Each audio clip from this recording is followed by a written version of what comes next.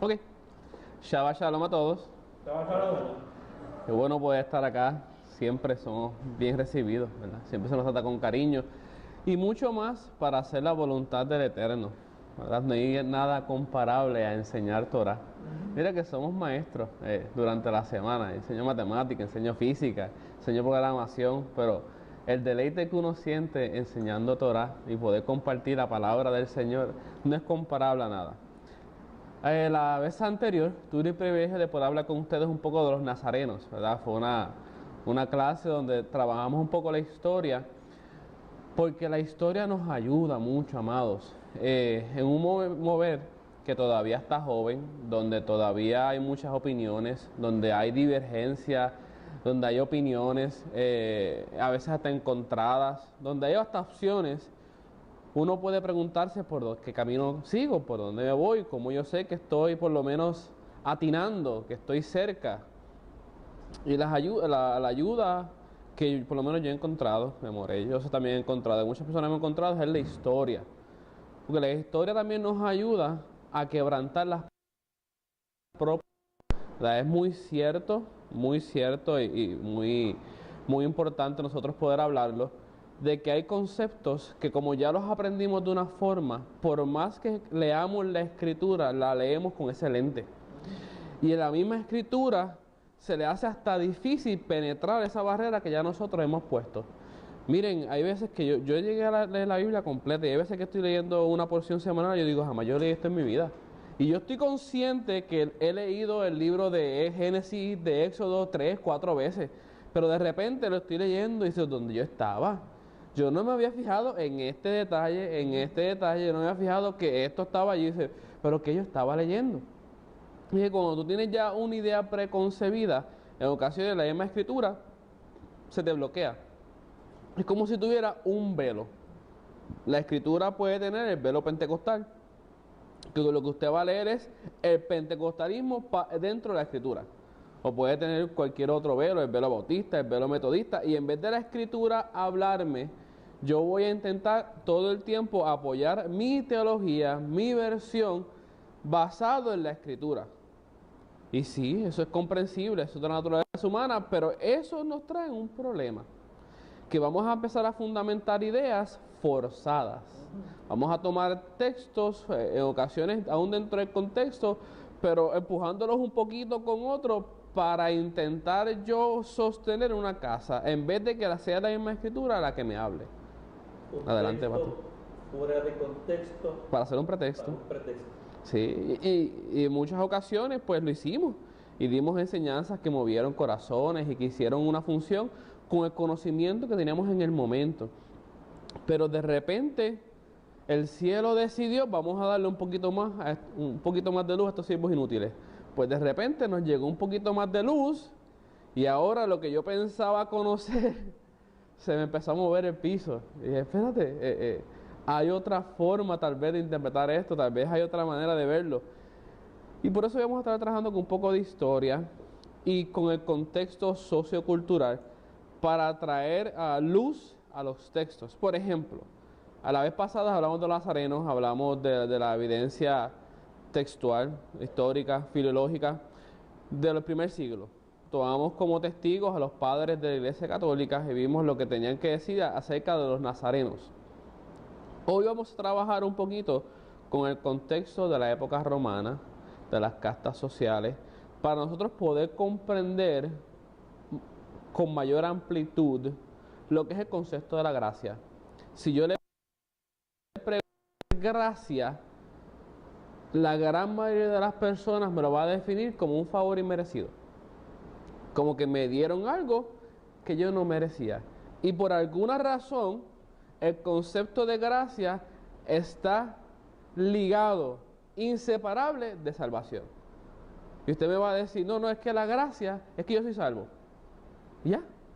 Muchas veces el concepto de gracia se limitó a que yo soy salvo y soy salvo por gracia. Y gracia es gratis.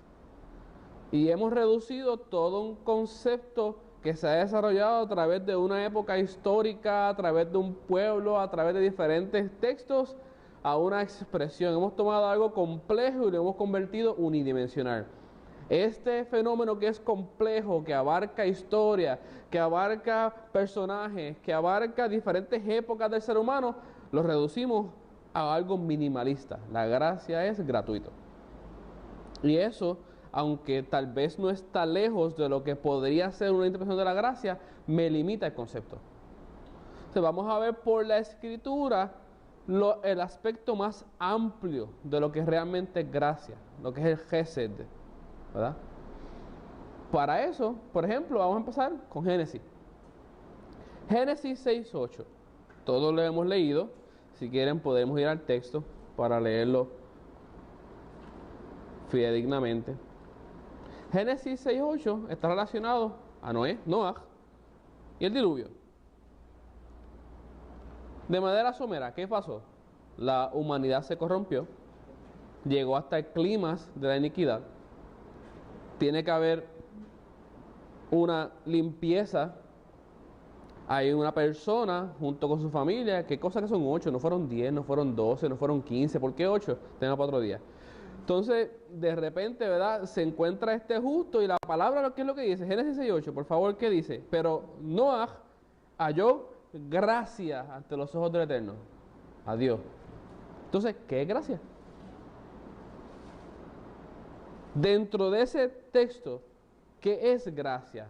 ¿Qué fue lo que Noah alcanzó frente al Eterno que lo calificó para participar de una salvación? Y venga de hecho, y de paso, ¿qué es salvación dentro de ese contexto? Porque la salvación dentro de ese contexto es todo el mundo va a morir, la humanidad como la conocemos no va a ser más, va a haber un nuevo comienzo, va a haber un pacto renovado. Entonces, dentro de este contexto, ¿qué es la gracia? ¿Qué es la salvación? ¿Y qué es la ley? Porque les hago una pregunta. ¿Cómo Noé, supo que animal era puro e impuro?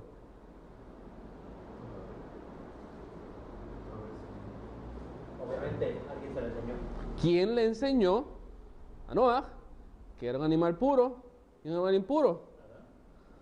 La tradición sí nos enseña que había algo que tal vez le podemos llamar como un protoevangelio, lo que es la tradición oral del pueblo, que Dios se le reveló a Adán, y ahí entran las constelaciones, ahí entra la cosmología antigua, todo eso. Vamos a ver por qué entonces en todas las culturas hay una idea de un héroe, hay la idea de un villano, hay la idea de una serpiente, de una conquista, todo eso, elementos que parecen surgir de un comienzo. ¿Está bien? Pero sí. Pero tenga para otro día lo de Adán y Noé. Pero por lo menos lo que podemos ver por la Escritura es que Noé halló gracia, que fue salvo y que hubo un pacto renovado. Entonces, según ese texto, ¿cómo yo definiría la gracia? Noé merecía haber sido salvo. ¿Qué dice la Escritura de Noé? Más adelante. Dice el texto 9, estos son los descendientes de Noé, varón justo fue sin defecto en sus generaciones. O sea que conforme a la medida de cómo se vivía en esa época, él se halló íntegro, se halló justo. Y esa justicia le alcanzó gracia. Oye, eso me suena mucho a Abraham. Que Abraham fue declarado justo, pero por gracia era. Pero entonces, ¿qué es esto de gracia? ¿Cómo yo defino gracia? Ya con dos personajes bíblicos históricos que de repente el concepto de gratis no encaja. Y el concepto de gratis, como nosotros estamos acostumbrados a, es sin esfuerzo, sin sacrificio, totalmente así, sin yo mover un dedito. Entonces encaja el concepto de gracia con estos personajes, como se quiere vender allá afuera, que es totalmente sin nada, a cambio. Perdona que te interrumpa. Adelante. El texto 9 dice al final que Noé caminaba con Elohim. Entonces entiendo de que el caminar tiene que ver con obediencia. Gracias. Sí, el caminar tiene que ver con obediencia. Y entonces, ¿qué es eso de gracia? Porque toda la vida yo entendí que el ser salvo por gracia no demandaba de mí nada. Necesito del Eterno a mi parte. Fue un don, fue un regalo, fue su beneplácito, su bondad, pero de mí, Silch, nada. Adelante. Quiero añadir al pastor, cuando dice Noé caminaba con Dios, la palabra hebrea es la palabra que está relacionada a halajá, y halajá gira alrededor de la idea de que Noé caminaba según Dios le enseñaba. Eso me trae un texto bien curioso de Hebreos 4, y de Gálatas, perdón, de Gálatas 4, que dice que la ley no anuló la promesa que hubo con Abraham, pero la misma escritura dice que Abraham guardó los mandamientos, los preceptos, los testimonios. Entonces, no entiendo. ¿Y qué preceptos, qué mandamientos, qué testimonios? Igual que Noé, adelante, pastor. En mi concepto, gracia es lo que abre la puerta al ser humano para acercarse a Dios y a la misma vez en ese acercamiento a Dios cumplir y someterse a la voluntad de Dios, lo que Dios pide, lo que Dios quiere de mí. Pero fíjese cómo usted lo expone, Él es la causa, Él inicia, pero espera algo de mí.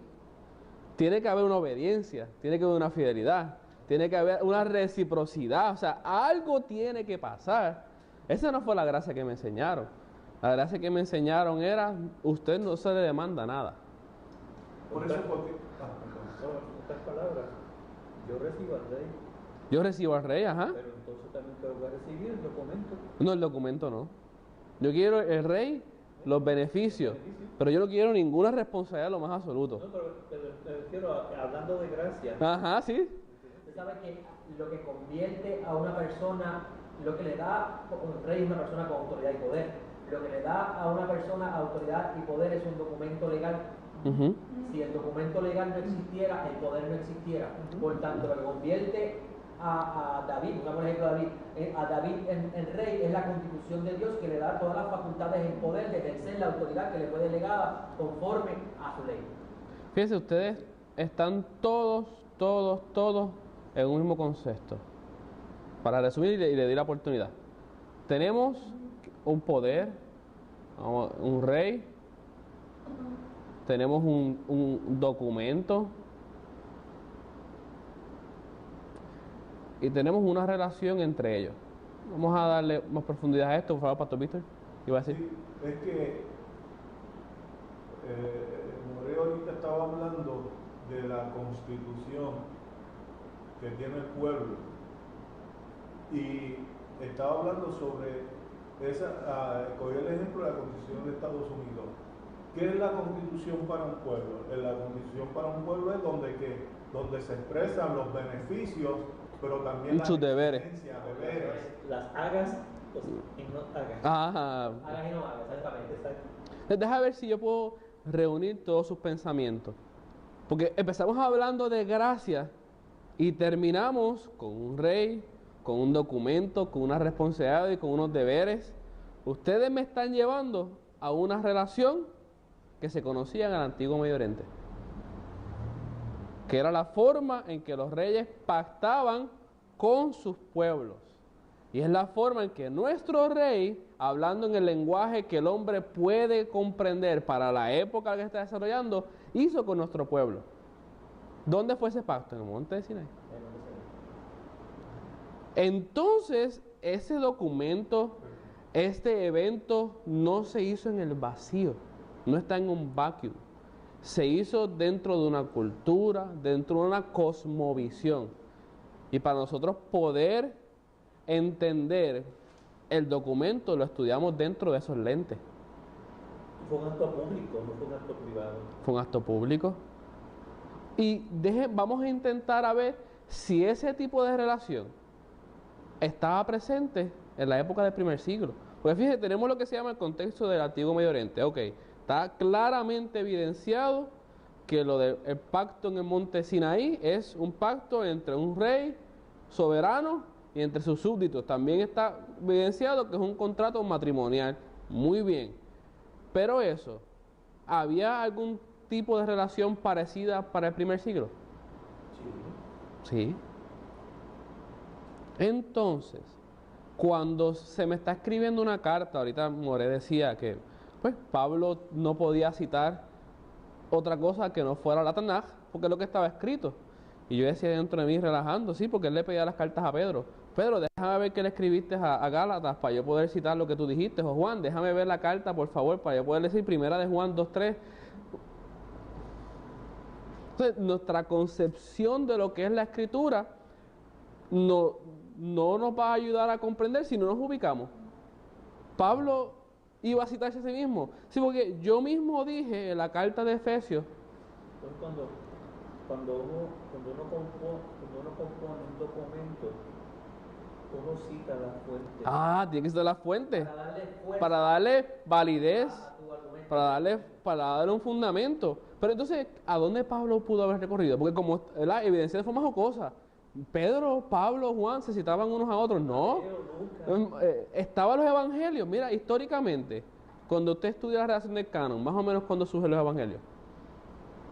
Los evangelios dicen que, según la erudición bíblica, fueron desde el año 50 en adelante, después de la muerte del Mesías. 60 años después. O sea que se están escribiendo contemporáneamente con la vida de estos ministros. Y ya no hay testigos visuales Y ya no hay testigos visuales. de la resurrección. Detalles curiosos e interesantes, ¿verdad? Entonces, ¿en qué va a fundamentar el apóstol Pablo, el rabino Saúl, sus cartas? Pues mira, lo que tiene disponible, que para ellos era igual de válido y sigue siendo la escritura. Cuando tenga una oportunidad, busque cuántas veces se cita el Tanaj, de lo que nosotros llamamos el nuevo pacto, o pacto renovado, y se va a sorprender. Si tú desde una escritura, una Biblia, que le digan, este versículo fue citado a otra parte, este versículo fue citado a otra parte, entonces vas a sorprender todas las citas de los Salmos, de Deuteronomio, en ocasiones de Levítico, que están utilizando los escritores del primer siglo para fundamentar las instrucciones que están legándoles a las comunidades. Disculpe, More, es sumamente interesante ver cómo nuestro Señor, nuestro amo Yeshua, citó el libro de Deuteronomio más que ningún otro libro. Y esto porque a él estar en la tierra aplica plenamente. El Deuteronomio gira alrededor de la vida en la tierra, y esa es la ley de la tierra. Diga, pastor, ¿viste? Es que seguimos en el mismo concepto de aplicar o tratar de interpretar la Biblia en nuestro tiempo, correcto, en nuestra hora, en nuestro momento. Para nosotros, gracia, salvación, que lo tenemos ligado, viene como resultado de ¿qué? De la muerte y resurrección del Mesías, ¿sí?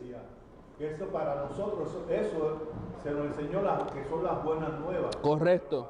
Cuando usted se va a Hebreo dice que las buenas nuevas se le dieron. En el desierto ellos recibieron las buenas nuevas. Entonces, Pues ahí tenemos un problema bien serio. La buena nueva es porque Cristo murió. Ajá, resucitó y todo. No, las buenas nuevas vienen desde antes. ¿Por qué? Porque decimos que la palabra de Dios es eterna. Y si la palabra de Dios es eterna, está por siempre. Pero nosotros como que la hemos limitado a cierto tiempo. Y entonces las buenas nuevas para nosotros es el Nuevo Testamento, porque lo hemos sacado. Porque el mismo Hebreo nos dice que ya en el desierto ellos recibieron las buenas nuevas. Entonces, ¿qué son las buenas nuevas? El mensaje que viene del cielo. Entonces, para utilizar esa misma idea, Eclesiastés nos dice que no hay nada nuevo debajo del sol, ¿verdad que sí? Pues entonces, una forma bien eficaz de estudiar la Escritura es ver los ciclos y darme cuenta que lo que está pasando ahora ya pasó en una forma y que lo que va a pasar ya también pasó en una forma. Entonces, ¿cómo yo puedo entender el lugar que tiene la muerte y resurrección del Mesías para el primer siglo si yo no comprendo el lugar del Cordero de Pesaj en el Éxodo? Evidenciar cómo pasó con este pueblo para ver, ahora que nosotros tenemos la oportunidad para ver cómo pasó con este pueblo, para saber a qué nos vamos a enfrentar. Fíjense, estamos esclavos de Egipto, en un sistema, no tenemos descanso, no desconocemos nuestra herencia, estamos en negativo 49 a punto de que la humanidad caiga en un estado de ser exterminada. Oye, regresamos otra vez donde Noé fue. Entonces, ¿qué fue lo que pasó con Noé? De repente hubo un diluvio, salió una generación, oye, como que aguas otra vez y mal muerto había, no sé, las aguas siempre están por ahí de alguna forma y de repente un ángel se para, como que, ¿verdad? Ok, salen unas personas, hallan gracia, son llevadas a un arca, chévere, pacto nuevo, tierra nueva, todo bien. Vamos otra vez, dale fast forward, llegamos a, estamos esclavos, viene una figura, un prototipo de Masías, en Moisés, la gente sale otra vez, pasan por unas aguas, pasan por un desierto, van a llegar a una tierra. Y de repente en el primer siglo, ¿qué fue lo que pasó? La promesa del reino. Y vuelve otra vez, esta vez el Masías como tal, el Cordero de Pesaj, vuelve otra vez. Oye, si es...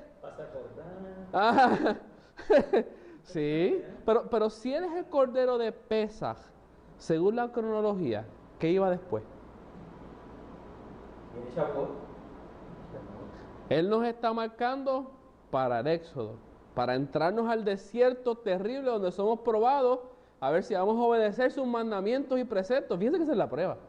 Decía la parasha anterior, yo te afligí, yo te hice pasar hambre, para que tú aprendieras y vivieras que no solamente de pan vivirá el hombre, sino de toda agua que sale de la palabra de Adonai. Y lo interesante de todo esto es que las leyes y los preceptos que tenía que guardar el pueblo en el desierto, son unas leyes que aplican para el desierto. Incluso los mismos comentaristas dicen que muchas de esas leyes ya no se practican porque ya no están en el desierto. Pero es interesante porque estamos otra vez en el exilio. En otro desierto. Y tenemos que entonces estudiar ¿qué leyes? Y cuáles son los desafíos que se enfrentó el pueblo en el desierto, como rebelión al líder, la queja por falta de comida y agua, todo eso.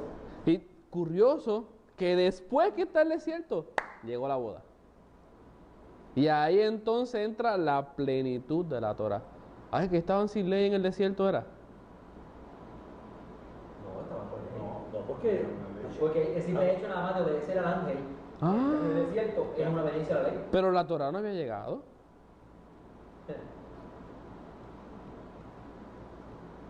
Entonces, ¿qué hacemos? Pero no estaban sin ley, porque el que pecaba moría. Pero el pecado no es infracción de la ley. Pues entonces, ¿cuántas leyes hay?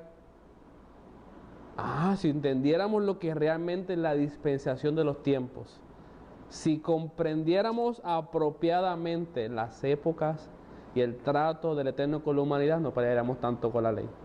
Adelante, Pastor Víctor. Es que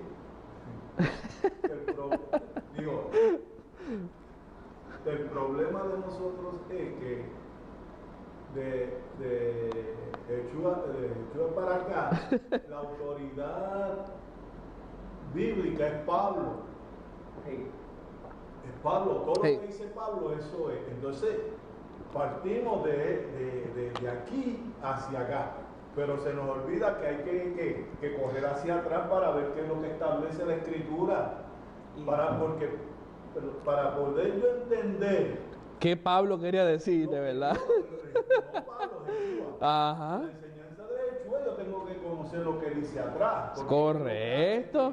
Trayendo la Torah al día. Entonces, de ahí, entonces comenzar a ver lo que Pablo está escribiendo, que como hemos dicho, que son cartas con una finalidad, una audiencia. Exacto. No fueron para mí, no fue para Pastor Iván. Una persona o un grupo en común con unas necesidades en común. Pero como Pablo ahora es la autoridad, lo que dice Pablo, eso es lo que yo tengo que hacer, pues entonces... Porque es San Pablo, ya no es el apóstol Pablo, él es San Pablo, fundador del cristianismo. Y es interesante, o sea, increíble. Mashiach es simplemente un objeto que cumple una función Que me garantiza mi salvación. y ya, entonces Pablo. Pero la doctrina la formó Pablo, la apareció Pablo. Sí. Gran reto tenemos. Porque Pablo es el que define qué es gracia. Ajá. No define qué es salvación. ¿Sabes? Y ahí está el Lo problema. más curioso es que ese amado apóstol, que le debemos mucho, te da ya la gloria con el Hashem, dice, no, pues que la salvación viene de los judíos, ellos son los que conocen los textos y la forma correcta de verlos, y nosotros citándolo a él, lo sacamos para el lado. Así, Pastor. No, pero quiero añadir de que no le estamos quitando la autoridad que tiene No. Pablo como escritor, pero el problema es que hemos convertido a Pablo como... Si a Pablo lo deificamos y no miramos que era un ser humano que estaba sujeto a pasión igual que nosotros y se molestaba y se arrepentía de muchas de las cosas que decía después de molesto. Oye, En el caso del joven, que en la primera carta a los Corintios, él dice Entréguenlo a... entreguen el cuerpo al Satán, y la segunda carta dice vamos a tener misericordia con él. Y yo, pero espérate, ahí tú vemos que estamos tratando con un ser humano que tiene un carácter igual que todo ser humano. Y el tema de la resurrección, él habla y después en Tesalonicenses trata como, espérate, yo lo que quise decir, ¿sabes por qué? Por lo mismo. Porque siempre que hay un dador y un receptor, si el receptor no está en la misma sintonía del dador, va a entender otra cosa diferente al se rompe la armonía, entonces hay disonancia, disonancia de comunicación. ¿Alguien más? Yo creo que el problema de nosotros es que hemos fragmentado todo esto.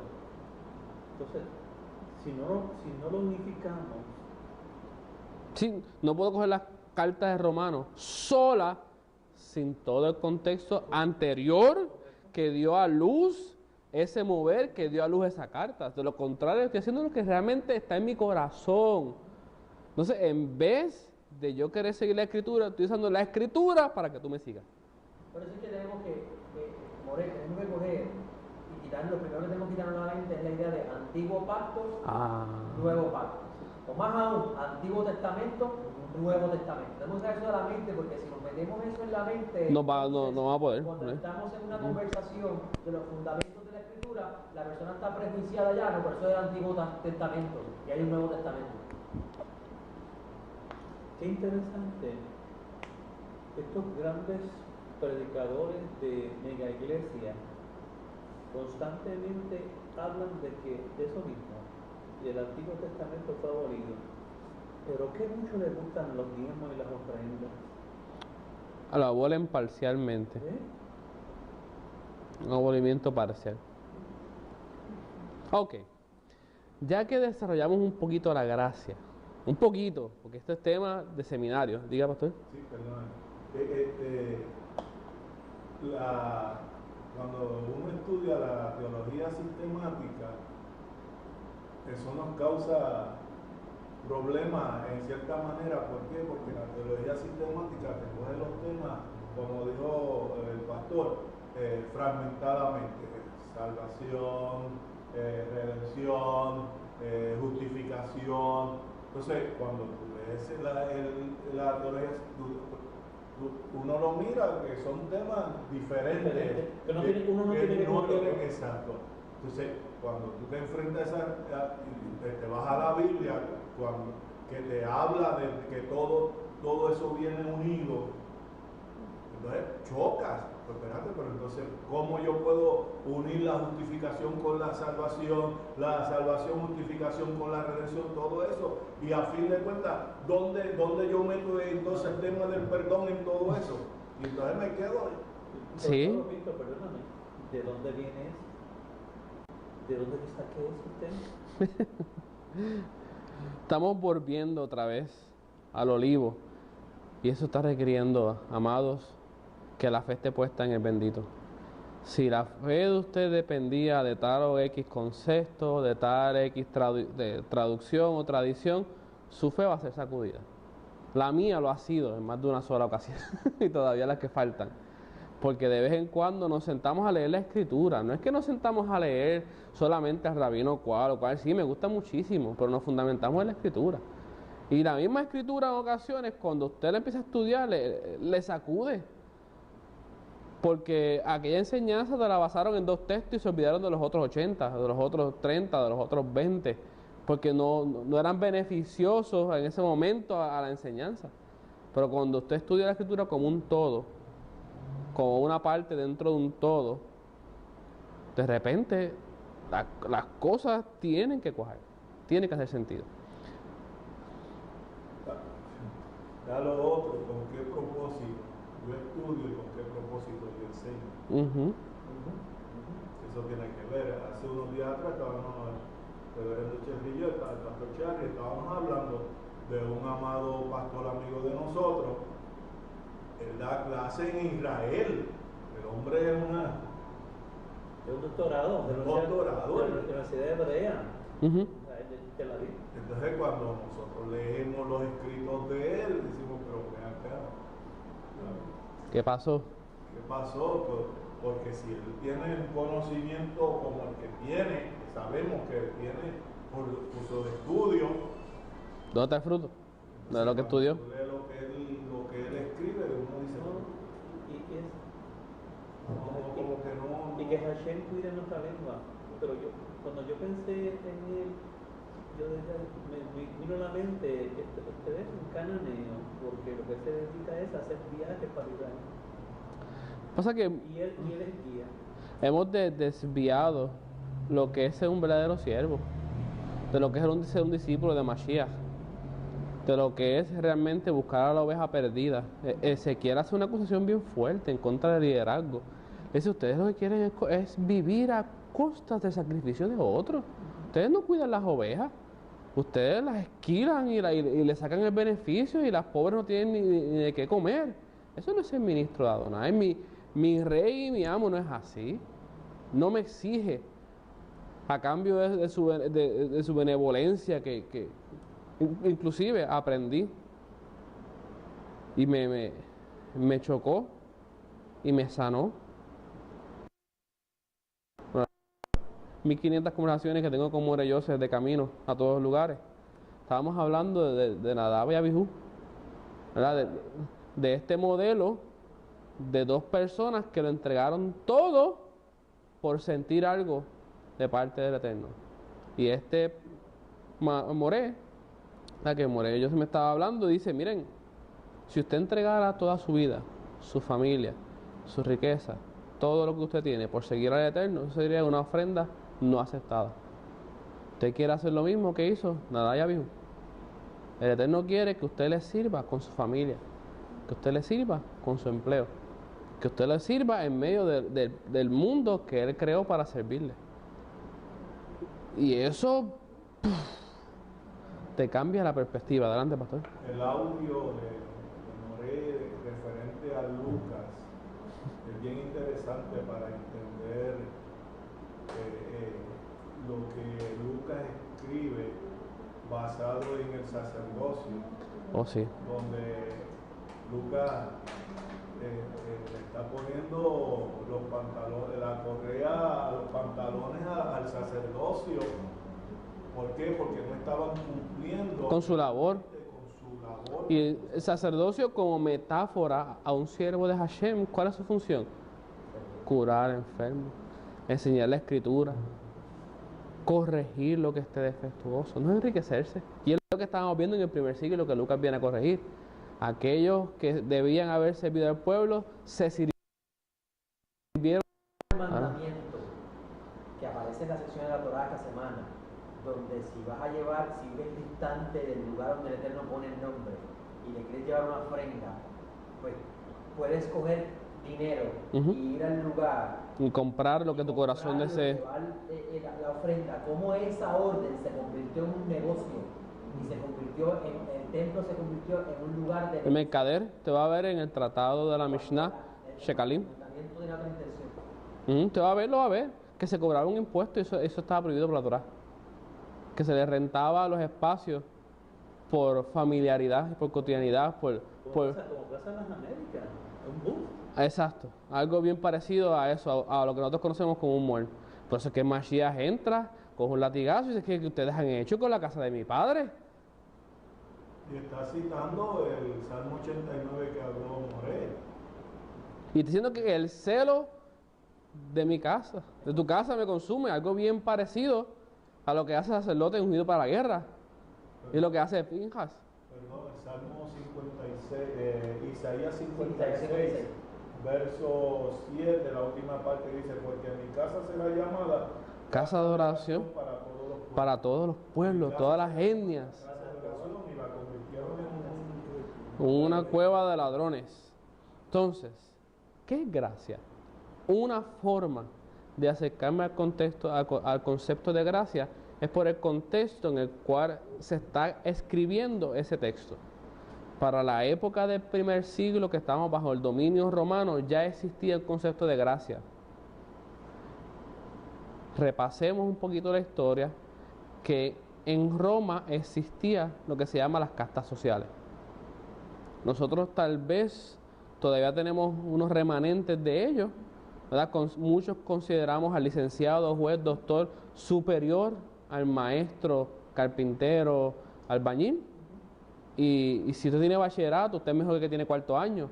Esos son todavía remanentes de lo que es un sistema de castas, porque el ser humano es ser humano. Todos igualmente dignos y todos iguales delante de Hashem, ¿verdad?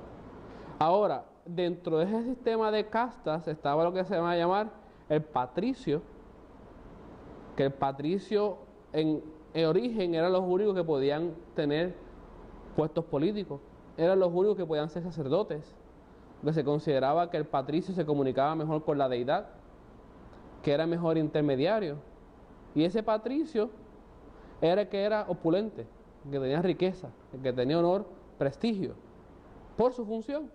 Y está lo que se va a conocer el plebeyo, que es todo aquel que no hace patricio. Tal vez tengas destreza, tal vez tengas conocimiento, pero no eres de la familia tal, o no eres del hijo de tal persona, no tienes el apellido, no tienes el estatus, que fíjate, el estatus no se gana. En ese momento, el estatus se hereda. Se hereda y por bienes materiales, no por lo hermosa de tu alma. ¿Sí?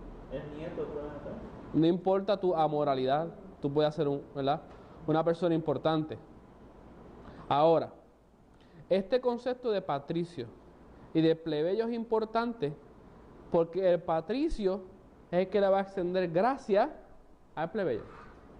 Lo vemos hay una página que se llama broma.org, que es una página de estudio que la recomienda Ryan White dentro del Ministerio Wisdom and Torah, que es específicamente para entender cómo las castas sociales están presentes en el concepto de gracia, y ese concepto de gracia lo utilizan en las cartas de Romanos. Porque si yo le voy a hablar a un puertorriqueño, a un dominicano, a un cubano, a cualquier latino de los misterios del reino, pero yo no le hablo en español, ¿le va a poder comprender? Español es su cultura, con su simbología. Y no solamente el idioma, además del idioma, yo tengo que utilizar su lenguaje, que no es lo mismo. Una persona que se crió toda la vida en la parte agricultural, la parte del campo, si yo voy a hablarle de aspectos que él nunca ha conocido como la tecnología, ¿me va a entender? Entonces yo voy a llevarle el mensaje de salvación, de redención, utilizando un lenguaje que él no domina. Si yo quiero ser un siervo del Eterno, yo tengo que sentarme a aprender su lenguaje, cómo esa persona ve su mundo, para entonces yo tomar los conceptos que tengo, traducirlos para poder, entonces él los pueda recibir. Yo creo que Mashiach, como dijo el nombre de Dios, los rabinos enseñaban caminando, viendo la naturaleza. Para que fuera comprensible a las personas. No podemos hablarle a un pobre de un edificio de 10 pisos con elevadores cuando ellos viven. Ellos saben lo que es eso. No, y intenta hablarle a una persona de algo que nunca haya visto. Que más que tú puedes intentar describírselo lo más posible. La persona decir, tengo una noción de lo que me estás hablando. Pues entonces los autores, especialmente Pablo, va a tomar conceptos que están en la época cultural, oye, que no es el primero. La Torá no está escrita en algo ajeno a la época, porque si no hubiera sido incomprensible para esa generación. Y lo mismo va a pasar otra vez, por eso es que hay que conocer lo que pasó, lo que está pasando, para poder entender a dónde vamos. De lo contrario, vamos a estar perdidos. Es un ejad, todo está ligado. La historia de la humanidad no está fragmentada. Entonces, ese concepto de gracia de patricio y plebeyo, nosotros lo conocemos como patrono y cliente. Porque así se conocía en el latín para esa época. Y por eso es que entonces, como estamos fragmentados, todo lo que nos acontece en estos días es malo. Y parece casualidades. Yo vivo desconectado de cómo realmente es la percepción de la vida, entonces mi vida va de casualidad en casualidad. Entonces todo es el diablo malo, mira lo que me está haciendo, todo es una lucha, una insatisfacción, y entonces sobre todo eso gira un montón de discursos que cuando uno mira a ver, no tiene que ver absolutamente nada Con la esencia de lo que realmente. no. Entonces, para esa época, el patricio, pónganse en el contexto, que es la persona que tiene los recursos, que tiene las conexiones, veía en un plebeyo una capacidad, un talento, un potencial, y ese patricio te apadronaba. De ahí que saber los conceptos que nosotros tenemos. Aquí, en cualquier parte del mundo, te quiere un trabajo que la gente quiere hacer, buscar un padrino. Eso no es nada nuevo. Eso viene. Ajá. Pero eso es de la época romana. Tú querías trabajo, conoces a fulano tal, conoces a fulano tal. O sea, el mundo no ha cambiado tanto como nosotros pensamos. Entonces, esta persona te daba gracia, pero era conocido en esa época que esa gracia ya era una responsabilidad. Tú tenías que ser un siervo fiel, tenías que comportarte a la altura del nombre de la persona, tú tenías que rendirle pleitesía, alabanza, inclusive hay algo que se conoce como el public display, que públicamente tú tenías que demostrar que él era tu amo. Inclusive tú tenías que recibirlo por las mañanas en su casa, vestido formalmente. Vea la historia romana y todos los plebeyos se reunían juntos y iban a la casa de su amo por la mañana a recibirlo a la salida del sol. Y a darle gracias por ser un buen amo y darle gracias por la oportunidad que ellos le dieron. O sea, tome esa idea y ahora vea cómo el escritor del primer siglo está tomando algo que ellos vivieron y los está trayendo a la senda de Israel. Para que ellos puedan empezar a comprender. ¿Verdad? Dice el mismo eunuco. Esa es la leche. Esa es la leche, tomar el contexto, lo que tú entiendes. Yo te voy a traer de donde tú estás y te voy a llevar a la senda del Dios de Abraham, Isaac y de Jacob. Por eso es entonces que esa leche que le llevaba a Corintios no era la misma que le llevaba a No, si usted no entiende eso, usted no va a entender por qué de repente Pablo dice que no permite que un hombre tenga algo sobre la cabeza y hemos inventado cuánta cosa.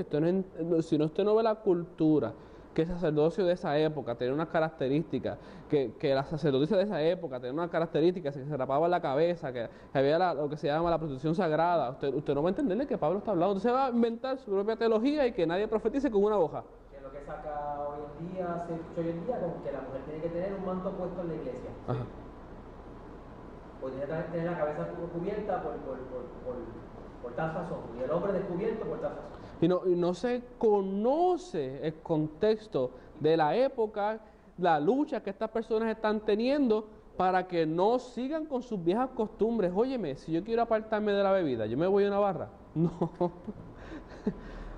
Pues entonces, si yo quiero empezar a hacer una diferencia en mi vida, yo tengo que empezar a quitar costumbres. Y si yo era una sacerdotisa, para esa época se enseñaba teológicamente que la mujer creó al hombre.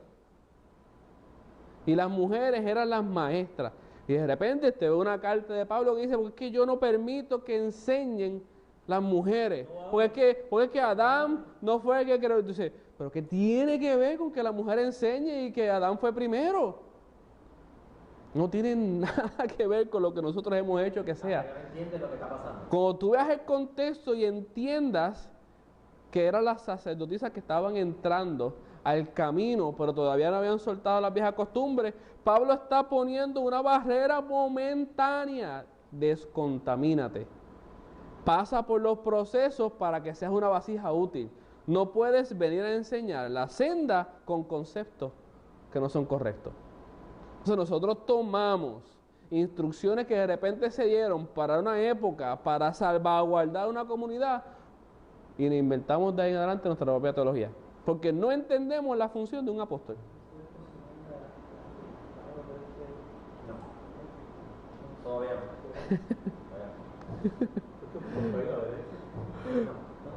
no. ¿Alguna duda o pregunta? Pasa que la base de eso que usted acaba de decirme, él me está preguntando si eso es cocinar la leche del cabrito en la carne, la carne del cabrito en la leche de su madre, que aparece en la aparición semanal. El precepto de no cocinar el cabrito en la leche de su madre gira alrededor de adoración ritual para fertilidad. Ritos de fertilidad. Esa es la base. Y ahí vas a sacar el mensaje de que no vas a sacrificar, no le vas a dar muerte a algo que tiene vida y lo vas a cocinar sobre algo que tiene vida para recibir beneficio. Y por ahí seguimos construyendo el edificio. ¿Ahí? Pero sin peshat no hay sod, sin un contexto correcto de interpretación escritural, olvídese los misterios. Ni los discutamos. Hasta que tengamos el contexto, el edificio fundamentado bien. ¿Por qué? Porque si no vamos a estar como la torre de lado. Y por eso, precisamente por eso es que estamos, porque la base, el fundamento tiene fisuras. Entonces, para recapitular y ya ir cerrando, tenemos que el concepto de gracia para el primer siglo está basado en una relación de patrón y cliente y que sí hay algo que se espera de esa persona.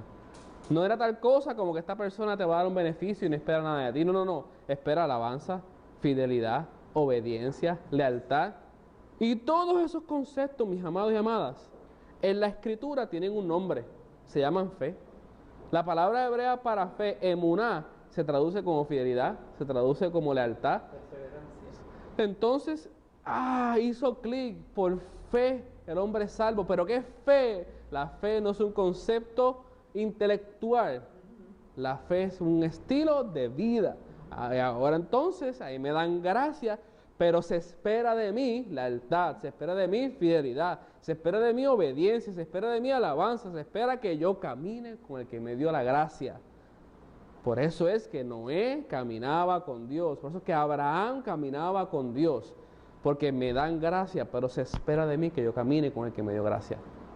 Y que yo entre como siervo y permita el Eterno y lleguemos a ser hijos. Entonces, dentro de este contexto, con la historia, nos va ayudando a entender y a ir limpiando y ampliando un poquito más qué es la gracia realmente. Sí es favor inmerecido porque nadie merecía que el amo del universo se fijara en nosotros. ¿Qué es el hombre para que te acuerdes de él? El hijo del hombre para que tengas de misericordia, dicen.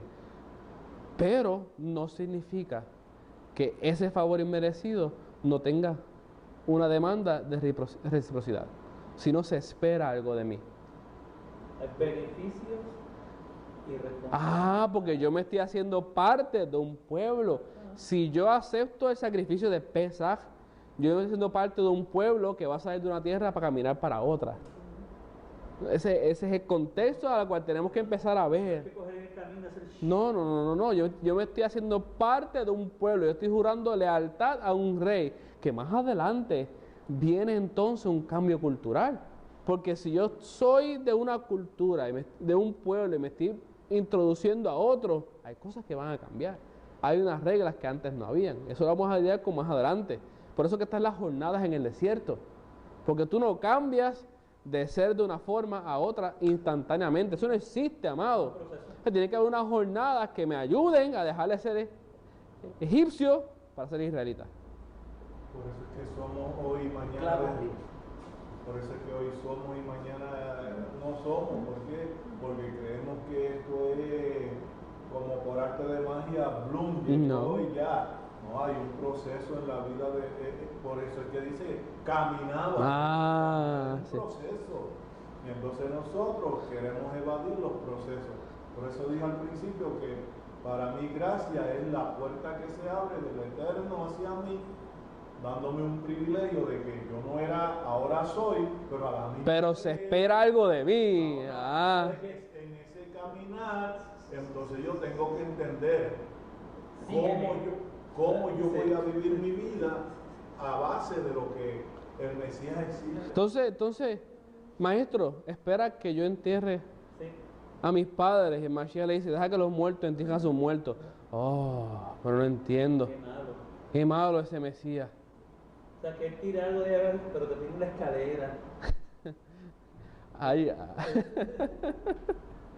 Hay procesos, mi amado, hay procesos. Oye, güey, deja que los muertos entierren a sus muertos, pero los egipcios estaban enterrando a sus muertos mientras los israelitas salían. Ujú. Y el maestro dice, sígueme. Ajá. El que quiera seguir en pos de mí, muere a sí mismo. Entonces, para darle sentido a todo esto, yo estaba siervo de Faraón. Se me presenta la oportunidad de jurarle lealtad a un amo y un rey que me dio gracia. Yo me hago parte de un pueblo al yo participar del sacrificio de Pesaj. Yo acepté al Mesías como mi Salvador. Yo estoy comiendo la carne y bebiendo la sangre. Yo me estoy adentrando en una familia porque el Pesaj era comido por familia. Entonces, si yo soy parte ahora de esa familia, yo tengo que partir. Porque esa familia no se va a quedar en Egipto, no se va a quedar en el sistema. Pero lo que me espera es el desierto. Lo que me espera es el proceso de mi desintoxicación, de yo ser egipcio para poder ser un israelita y poder presentarme en la boda y decir que sí.